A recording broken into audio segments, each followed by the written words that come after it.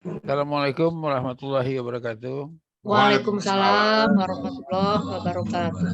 Bapak-bapak, ibu-ibu, jamaah Al-Sani, alhamdulillah pada pagi ini kita mendapatkan tamu istimewa, Kapten Adelin Nasjon Agus, sarjana pelayaran, Magister Manajemen. Beliau nanti akan menceritakan tentang laut ya.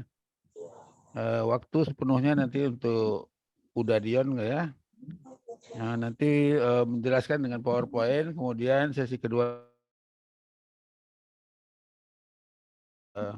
Pak Dian untuk memulai. Baik. Assalamualaikum warahmatullahi wabarakatuh. Waalaikumsalam. Segala puji hanya milik Allah, Rabbi. Segala zat yang maha ghafur, zat yang maha syukur, yang telah memberikan beribu-ribu nikmat yang tidak terukur. Nikmat iman, nikmat Islam, sampai nikmat sehat walafiat, sehingga kita bisa berkumpul di pengajian ini, yang insya Allah berkahi Tuhan yang maha pengasih dan penyayang. Seandainya lautan yang ada di muka bumi ini,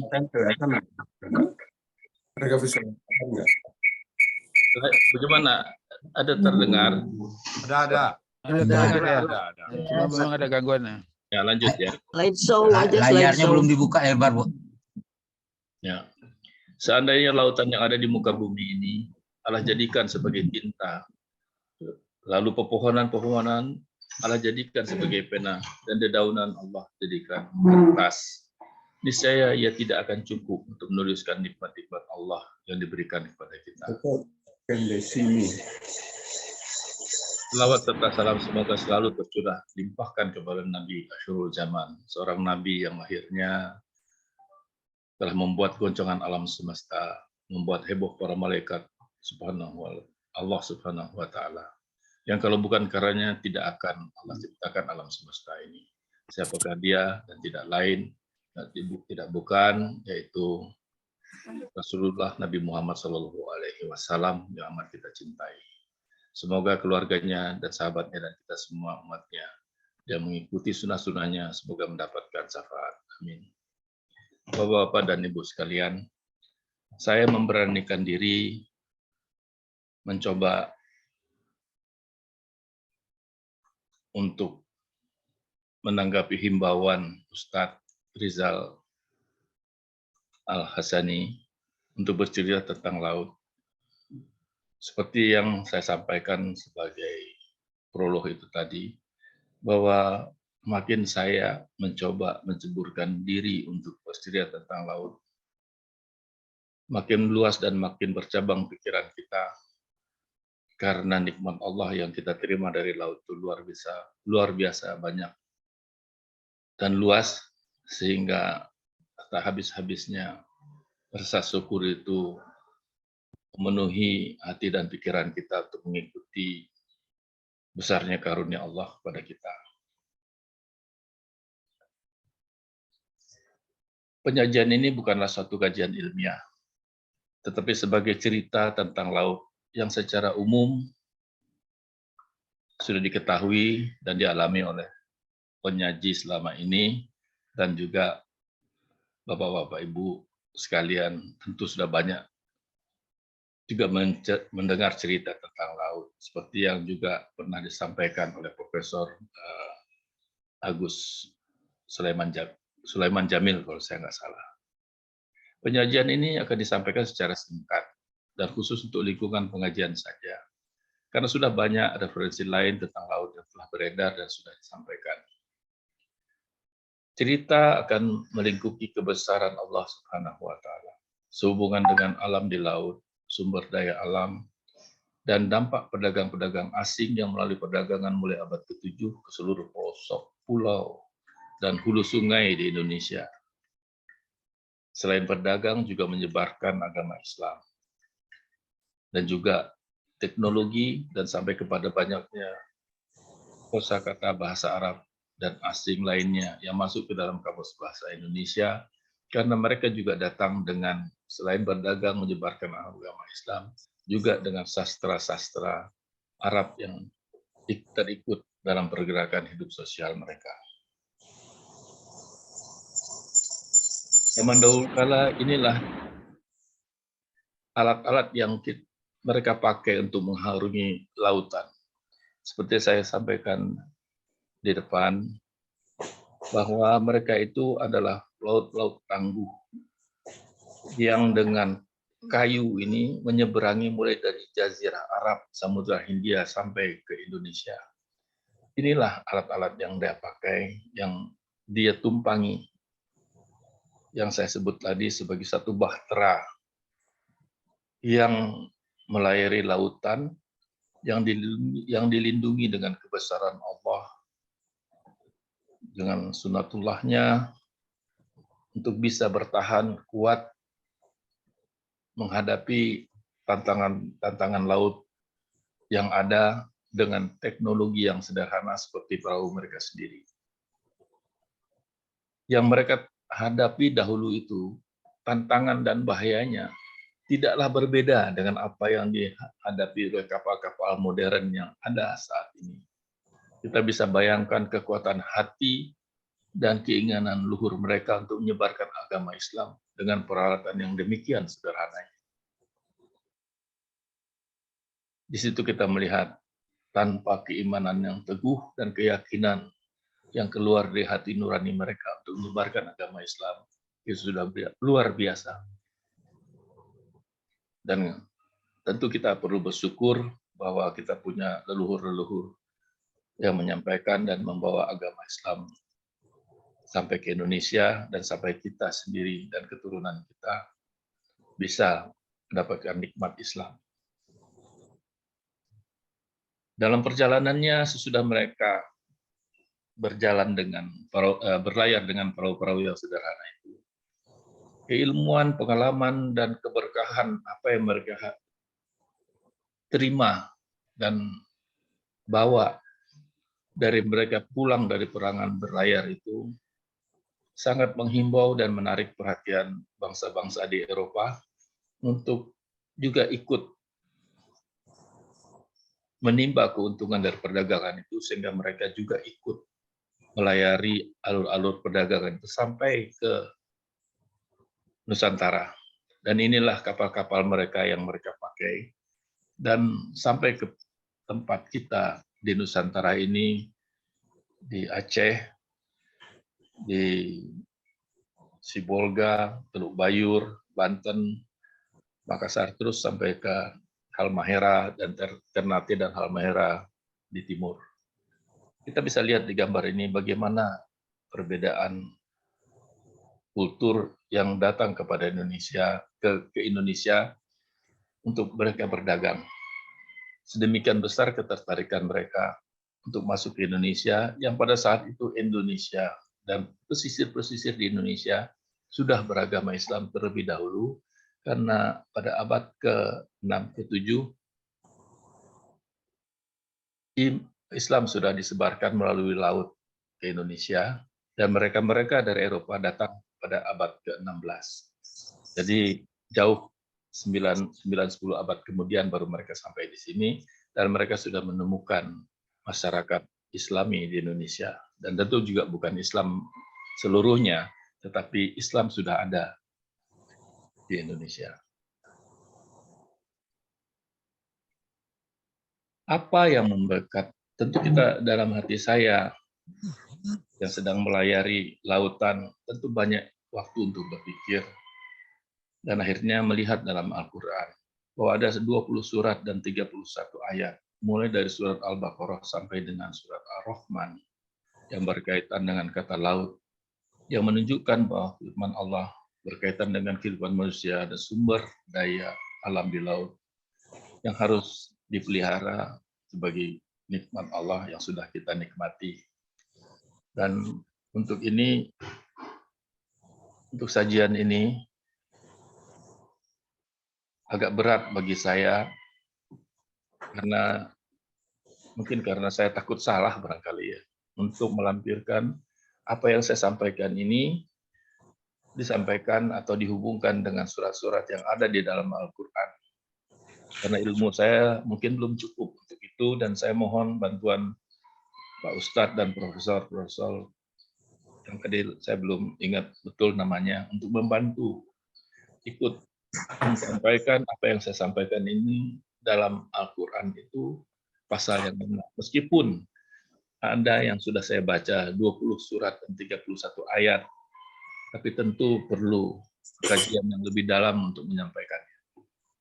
Dan apa yang dibaca itu, apa yang diimani oleh pendahulu-pendahulu kita dulu sedemikian jauh, menguatkan hati mereka menyeberangi lautan yang penuh ancaman itu, dan mereka berhasil. Dan insya Allah kita pun juga nanti demikian untuk menghadapi dunia yang lebih canggih dalam teknologi yang akan datang.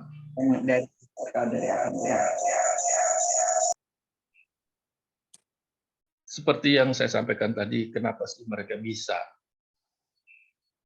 dengan perahu kayu itu bisa sampai ke Indonesia? Itu semua dengan karunia Allah yang ada di laut, sehingga mereka itu mempelajari seperti ini katakan Ustaz Buya Rizal tadi, bahwa berpikirlah dan dengan nikmatilah apa yang dikaruniakan Tuhan itu. Dengan berpikir itu, dari zaman dahulu bangsa Arab sudah mulai bernavigasi di padang pasir, yang kemudian sistem navigasi itu mereka pakai di laut untuk mencapai tujuan mereka. Semua yang tampak di laut dan di angkasa laut itu, dan di angkasa itu dari dahulu kala menjadi petunjuk untuk mereka untuk dimanfaatkan dalam bernavigasi di laut, menentukan posisi dari satu tempat ke tempat lain. Seperti pendahulu mereka kafilah padang pasir dan kapal-kapal laut juga sampai saat ini memanfaatkan hal-hal, maksud saya bintang-bintang, bulan dan matahari di laut untuk mencapai tujuan navigasi mereka. Di sini saya tampilkan juga yang namanya sextant, itu alat pengukur ketinggian laut yang dijabarkan dengan ilmu astronomi yang saya pakai pada awal pelayaran saya untuk menentukan posisi di laut. Ini ada apa ya tulisannya?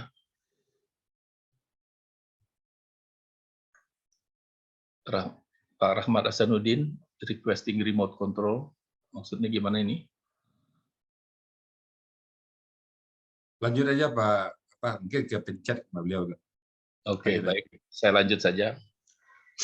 Jadi dengan alat yang mulai mendekati modern ini, pelaut-pelaut mulai meningkat teknologinya untuk bisa berlayar lebih tepat dan lebih aman, sehingga tidak tersasar di lautan luas yang mungkin saya sedikit ilustrasikan.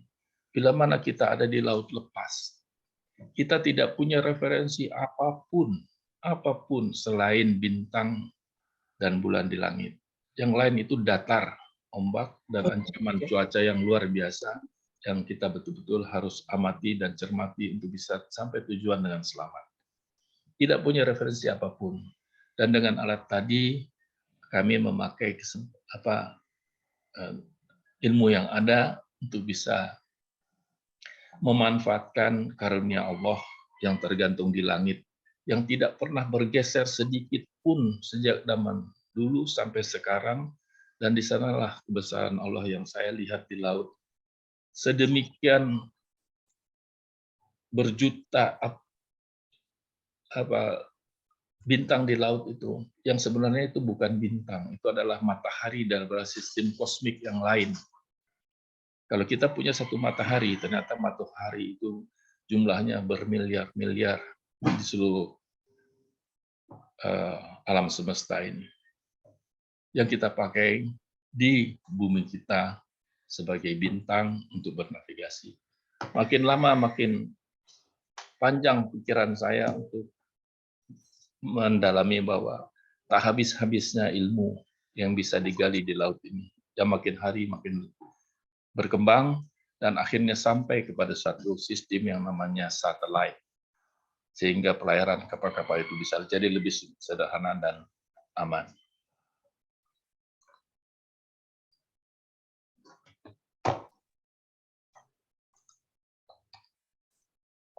Tak banyak sebetulnya yang bisa diceritakan di sini, karena telah banyak disampaikan dalam Al-Quran. Namun perlu dipahami lebih dalam.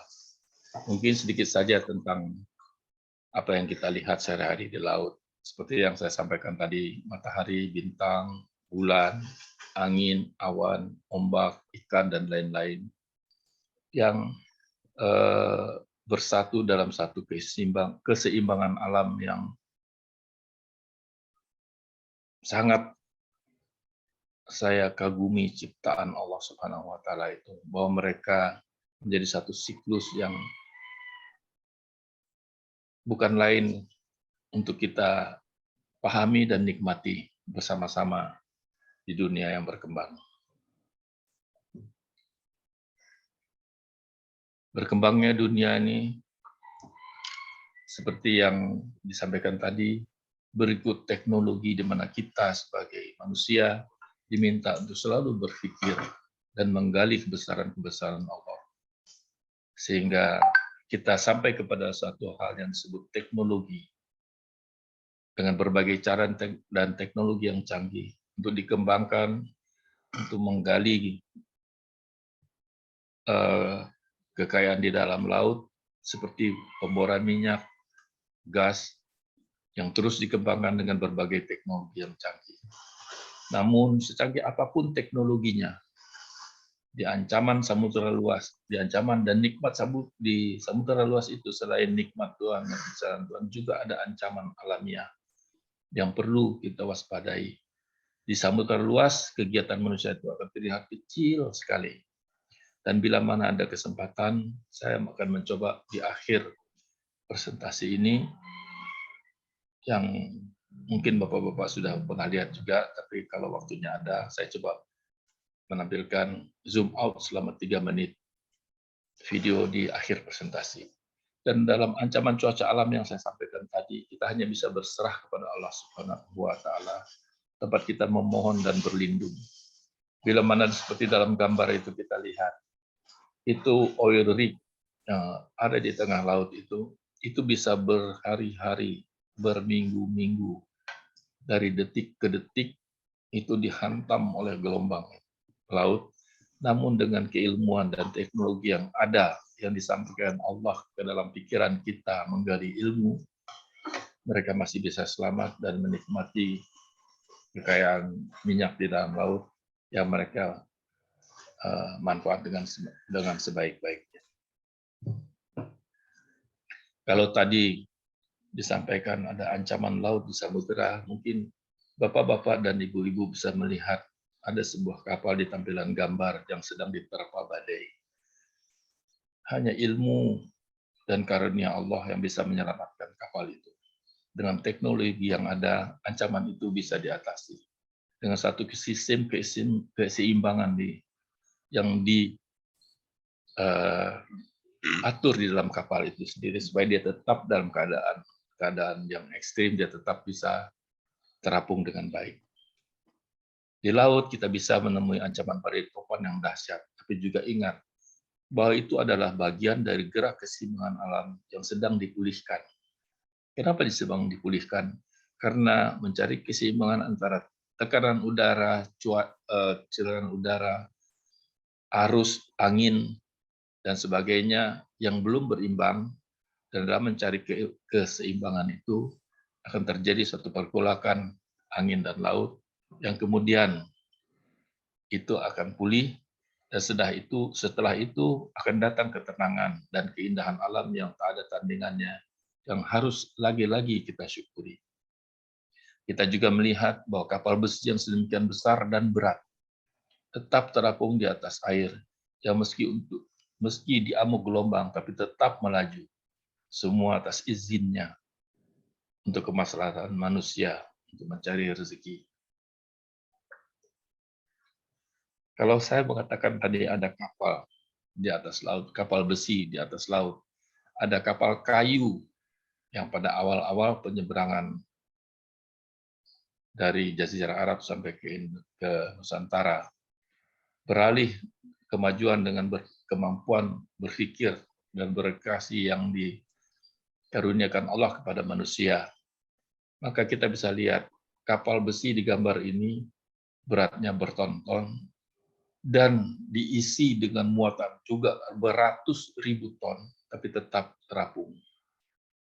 Alhamdulillah saya melayari kapal seperti ini pada tahun 79 selama beberapa tahun, dan disinilah saya bisa lagi-lagi mensyukuri kebesaran Allah Subhanahu wa Ta'ala bahwa saya selamat dan mengangkut muatan itu umumnya adalah minyak mentah yang dengan sangat mudah bisa meledak dan tumpah mencemari samudera. Ini kapal ini yang sebelah kiri itu kapal dalam keadaan penuh, dan dalam keadaan kosong kita lihat itu di sebelah kanan. Yang tenggelamnya lebih banyak daripada yang kelihatan yang warna hitam itu. Sedemikian banyak muatan yang di dalamnya, di dalam bentukan besi itu, tapi tetap bisa terapung. Alhamdulillah. Bersyukurilah ilmu itu selalu berkembang. Meskipun dalam keadaan penuh dan bagaimanapun, dia tetap bisa dalam ancaman gelombang itu masih bisa terapung dan selamat. Dan sudah itu seperti disampaikan tadi, akan tercipta satu kondisi yang sudah stabil, di mana keseimbangan alam kembali terjadi. Yang kita lihat adalah satu keindahan yang luar biasa. Di tengah laut, ada kata lain yang bisa keluar dari mulut kita adalah Allahu Akbar. Alhamdulillah bahwa kita masih bisa melihat karunia dan menikmati keindahan yang demikian rupa. Keindahan dan nikmat Allah di laut itu juga selain mendatangkan rezeki, nikmat Allah, keindahan dan sebagainya, tapi juga menuntut tanggung jawab kita yang memanfaatkan laut. Karunia rezeki dalam laut dan di bawah dasar laut, yang saya ulangi ya, karunia rezeki dalam laut dan di bawah dasar laut. Jadi bukan di bawah laut saja, sampai di bawah dasarnya pun yang terus kita nikmati. Dan harus terus kita jaga.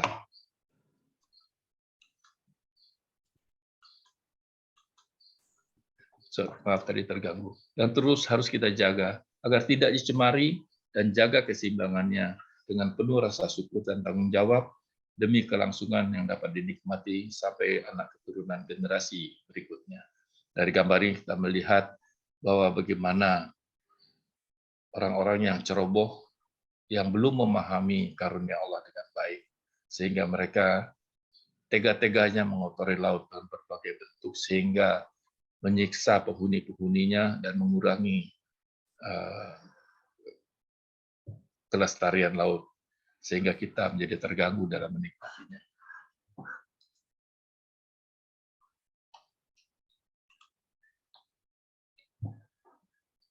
Cerita tentang laut itu makin lama makin panjang.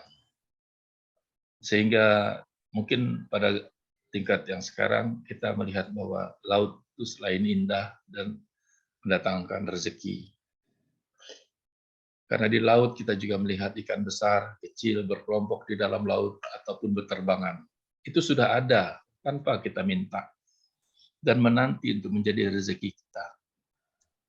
Negeri kita dikaruniai Allah Subhanahu wa Ta'ala. 75% terdiri dari laut yang memberi kita rezeki tanpa kita harus memelihara, layaknya bertani dan beternak. Contohnya, seekor ikan tuna sirip kuning seberat 200 kg di Jepang berharga kurang lebih 31 juta rupiah. Dan ada ikan-ikan jenis yang tertentu yang katakan yang namanya big eye, kalau beratnya sampai 300 kilo, itu harganya bisa mencapai miliar rupiah. Itulah karunia Tuhan yang datang dari baru satu jenis ikan, satu ekor. Dan itulah yang harus kita jaga. Jangan sampai dia punah dan bisa terus kita nikmati rezeki di laut. Laut itu betul-betul sangat kaya. Negeri kita memiliki wilayah laut yang 3 juta kilometer persegi lebih, yang penuh dengan sumber daya alam, yang memberi kita rezeki berlimpah, gas alam, minyak bumi, mineral, ikan, dan sebagainya sebagai hasil laut. Dan perlu kita juga ketahui bahwa dalam hamparan laut negeri kita itu ada 12 laut kita dikaruniakan Allah kepada negeri ini. Laut Natuna, Laut Jawa, Laut Sulawesi, Laut Maluku, Laut Halmahera, Laut Seram, Laut Banda, Laut Arafura, Laut Bali, Laut Flores, Laut Sawu, Laut Timor. Itu semua ada di dalam teritorial wilayah Republik Indonesia. Sedemikian banyak laut. Kalau kita bisa melihat sekarang negeri sebelah kita, negeri tetangga, itu Malaysia katakan, atau Brunei, atau dan sebagainya, atau Jepang sekalipun, atau Cina sekalipun, mereka tidak punya laut sedemikian banyak di dalam teritorial negara. Tidak punya. Kita punya. Itu sebabnya kita menjadi rebutan sekarang di dunia ini. Bahwa Indonesia sangat kaya dan penuh dengan kekayaan laut. Tidak ada negeri lain di dunia ini yang memiliki laut sebanyak itu di dalam wilayahnya. Itulah kekayaan laut kita. Dan kekayaan laut kita itu, kekayaan negeri kita itu, itulah yang mengundang perdagangan yang tadi diawali cerita kita tadi, pelaut-pelaut dari Jazirah Arab dan dari benua Eropa berdagang melalui laut untuk mencari sumber-sumber daya alam yang tidak dia miliki. Semua yang tampak di laut, matahari, bulan, bintang di angkasa, menjadi satu sebagai petunjuk. Sejak dulu berjalan untuk bernavigasi dari satu tempat ke tempat lain di dunia ini, sampai ke pelosok-pelosok pulau di hulu sungai, seperti yang kita lihat dalam peta yang ditampilkan. Alur merah ini menunjukkan itulah daerah-daerah awal persinggahan mereka. Di Nusantara ini mulai dari Laut Samudra Hindia sampai kepada Morotai, Ambon, dan Tanah Maluku yang penuh dengan rempah-rempah yang mereka kejar.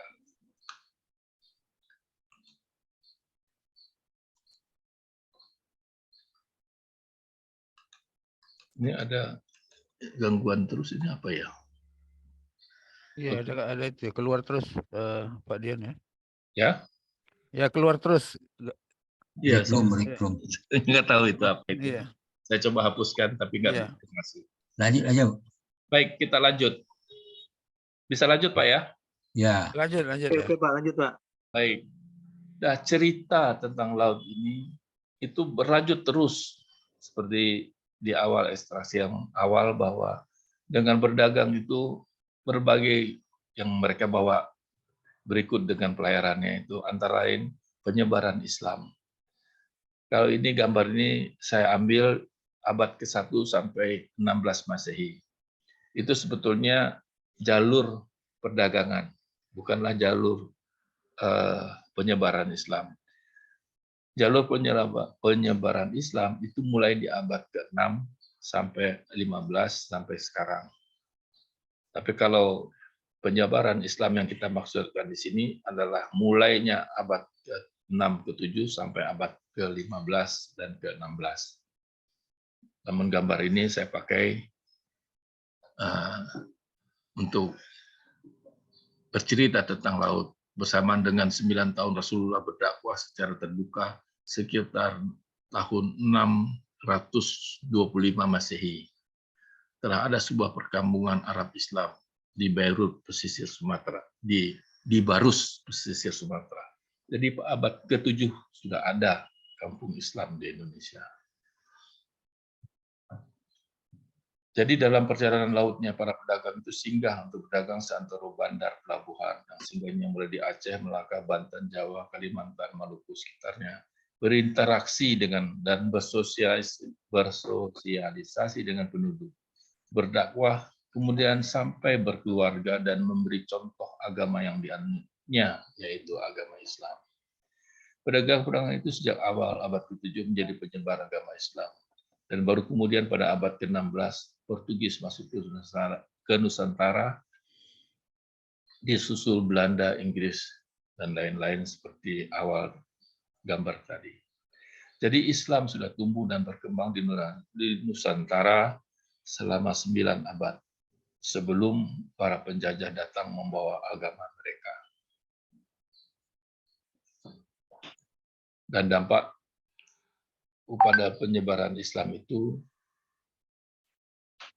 terpikir oleh saya bahwa sejak masuknya Islam melalui laut ke Nusantara juga berdampak kepada sastra dan bahasa Melayu yang kemudian berkembang sampai abad ke-20 menjadi bahasa Indonesia yang juga terus berkembang dan sudah dipelajari di berbagai universitas di Korea, Jepang, Australia, dan sebagainya. Kita bisa melihat di gambar bagaimana dalam perjalanannya bahasa Melayu sehingga menjadi bahasa Indonesia, sehingga kamusnya bisa setebal itu yang kita lihat. Dan itu satu karunia juga buat kita, sehingga kita bisa bersatu dalam negeri ini dengan satu bahasa. Dan di bawahnya, demikianlah kita melihat pedagang-pedagang dari negara Arab itu menyampaikan pikiran dan dakwahnya kepada masyarakat setempat. Sehingga bisa kita lihat dengan banyaknya kosakata Arab dalam bahasa Indonesia seperti antara lain sedekah, fajar, alam, kubur, salam, nikmat, ilmu, awal, doa, dan kata-kata yang lain. Dan ini mungkin pada kesempatan lain bisa ada peserta yang bisa bercerita seperti yang disampaikan Buya Rizal tadi, bahwa selain cerita tentang laut, mungkin ada lagi cerita tentang perkembangan bahasa di Indonesia yang berasal dari mana sebenarnya bahasa itu datang dan apa yang mempengaruhinya. Demikian sekelumit cerita singkat dan yang santai tentang laut yang bisa saya sampaikan dengan harapan agar kita yang mendiami lingkungan laut yang sedemikian luas dan kaya, dan insya Allah kita bisa mensyukuri nikmat Allah yang telah dikaruniakan Allah Subhanahu wa Ta'ala kepada kita semua. Amin ya Rabbal Alamin. Mohon maaf atas kekurangan sajian ini. Kebenaran hanya milik Allah Subhanahu wa Ta'ala. Dan bila ada kesalahan itu ada pada saya selaku penyaji. Terima kasih. Wabillahi taufik wal hidayah. Wassalamualaikum warahmatullahi wabarakatuh. Waalaikumsalam warahmatullahi wabarakatuh. Ini ada Gimana Pak sedikit. Dian yang tadi anunya apa video yang 3 menit? Oke, baik. Silakan.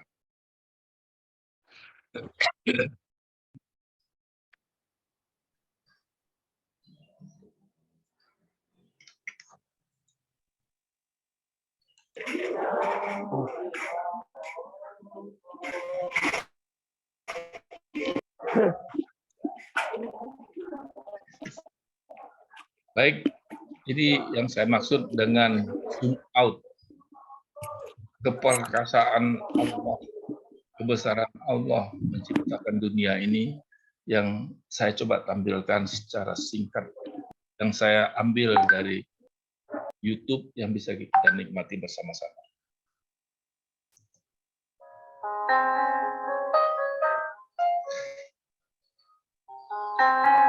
Kita lihat dari manusia, kita meninggi sampai kita lihat dari jauh, inilah yang kita lihat.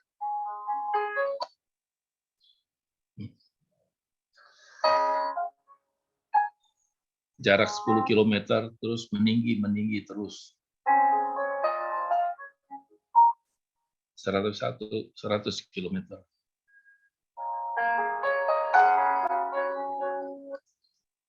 Kelihatannya ada sedikit gangguan ini.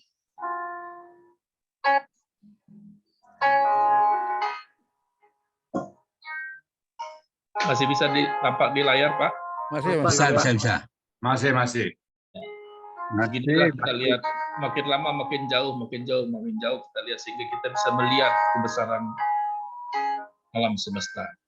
Tadinya kita hanya sebuah titik, di sini kita lihat kita bukanlah apa-apa. hanya Tuhanlah yang ada. Matahari yang kita lihat itu ternyata berteman dengan miliaran matahari lainnya. Kita lihat terus, kita melihat menjauh, sejauh mana kita bisa melihat manusia kita tadi yang kita lihat kecil.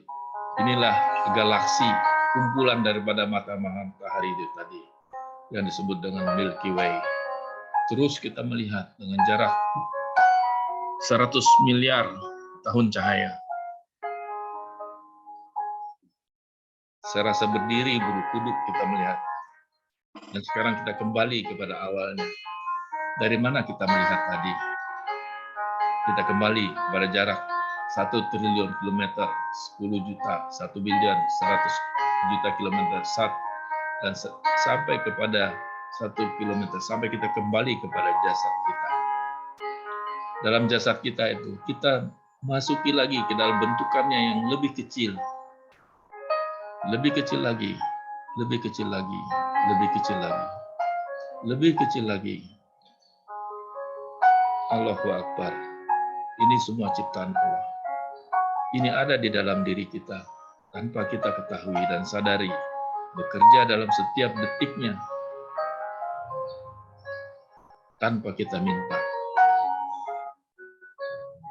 Karena itu perlu rasa syukur dan ucapan-ucapan Allahu Akbar, rasa syukur tidak pernah habis-habisnya, yang harus kita panjatkan kepada Allah Subhanahu wa Ta'ala dan selalu berselawat kepada Nabi kita,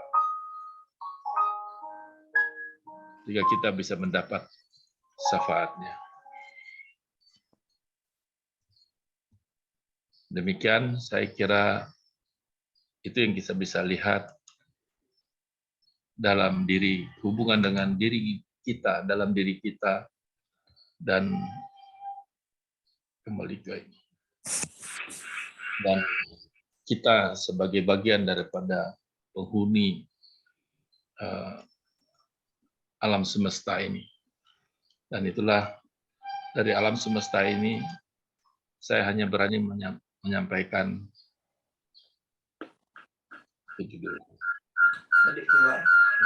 bahwa saya hanya berani bercerita tentang laut, mendalaminya secara ilmiah, belumlah sampai ilmu saya. Untuk itu saya tutup sajian yang sederhana ini dengan ucapan alhamdulillah bahwa bapak-bapak dan ibu-ibu sekalian sudah bersedia untuk ikut menikmati atau ikut menghadiri dan bersabar melihat sajian ini. Dan bila mana ada pertanyaan atau ingin katakan berdialog lebih lanjut, saya kira itu waktunya saya serahkan kembali dulu kepada penyelenggara, tim Pak Rizal Al-Hasani. Terima kasih. Assalamualaikum warahmatullahi wabarakatuh. Waalaikumsalam warahmatullahi wabarakatuh. Alhamdulillah, terima kasih Pak Dion yang sudah mencerahkan kita. Video terakhir tadi barangkali ada makrokosmos, melihat bagaimana kecilnya kita, kemudian masuk ke dalam tubuh kita, sampai tadi saya lihat ada DNA dan nukleus dan sebagainya, menunjukkan bagaimana hebatnya yang di dalam tubuh kita. Baik, kita masuk ke dalam diskusi. Setidaknya sudah ada 3 pertanyaan di